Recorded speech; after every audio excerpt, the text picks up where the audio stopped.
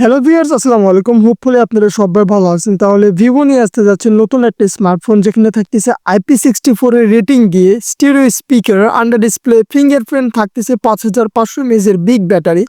হ্যাঁ গাইস, আমরা কথা বলতেছি ভিভো S20 প্রো, যেটা আমাদের বাংলাদেশে বা ইন্ডিয়ান মার্কেটে ভিভো V20 প্রো নামে আসবে। So let start our today's. First আমরা যদি এই ফোনের ডিসপ্লে দিয়ে শুরু করি, 6.74 ইঞ্চির একটা অ্যামোলেড ডিসপ্লে ইউজ করা হয়েছে। এটাকে পাঞ্চল হোল ডিসপ্লে, যার পাঞ্চলটা আসলে একটা ছোট রাখার চেষ্টা করছে, দেখতে ভালো লাগতেছে। দেন যদি আমরা পিক ব্রাইটনেস এর কথা বলি, 5000 পিক ব্রাইটনেস দিচ্ছে, যেটা আপনার ডে লাইটে গেলে কোনো প্যারা হবে না, ইজিলি স্মুথলি চালাইতে পারবেন। 120 যে রিফ্রেশ রেট দেওয়া আছে, আর এর যে চিন বেজেল নেই বললেই চলে, বাট এই ফোনটা হাতে নিলে আপনি একটা ভালো গুড ফিল পাবেন। আর ওভারঅল এই ফোনটা কিন্তু অ্যামোলেড ডিসপ্লে, যেখানে HDR10 এর সাপোর্ট পেয়ে যাইতেছেন, মানে বুঝতে পারতেছেন ভিডিও দেখার সময় বা কন্টেন্ট দেখার সময় আপনি ভালো একটা ফিল পাবেন।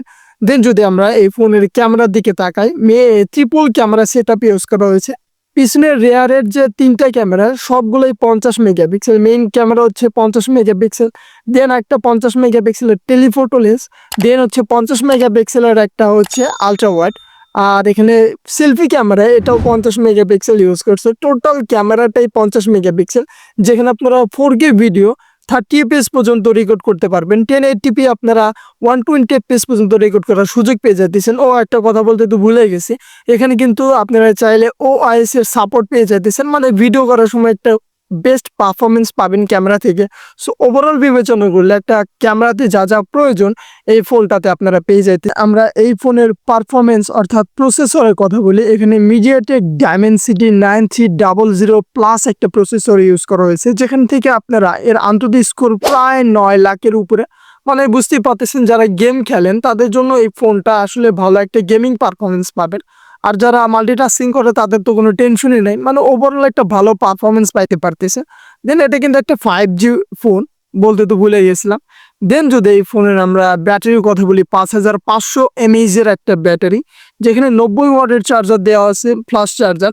এই ফোনটা অ্যাপ্রক্সিমেটলি আপনি 1 ঘন্টারও কম সময়ের ভিতরে ফোনটাকে চার্জ করে দেবেন। সবচেয়ে ভালো বিষয়, ব্যাটারিকে আরো একটু বেশি বুস্ট করছে।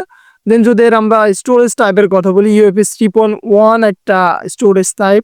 দেন LPDDR4X এর র্যাম ইউজ করছি। স্টিরিও স্পিকার পাইতেছেন 3.5mm জ্যাক।